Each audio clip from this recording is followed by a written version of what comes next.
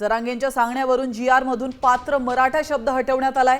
खोटी प्रमाणपत्र जात बदलू शकत नाहीत, मात्र कुणबी नोंदी नाही त्यांच्यासाठी हा मार्ग शोधला असून मराठा समाजाला ओबीसीत घेणं बेकायदेशीर असल्याचं भुजबळ म्हणाले। आत जरांगे यांनी सांगितलं की पात्र शब्द काढून आणा आणि दुसरा GR घेऊया।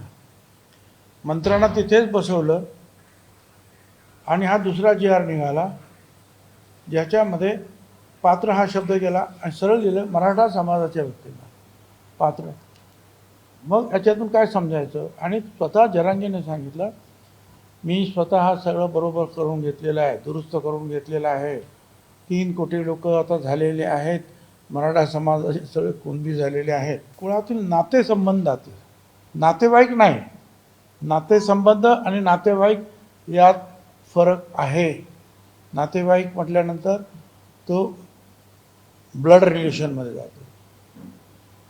नातेसंबंध म्हणजे कोणाचा नातेसंबंध संबंध त्याच्याबरोबर झाला, त्याची पत्नी ती आहे, त्याची पत्नी ती आहे, काय काही कुठे पण ते लांबू नातेसंबंध।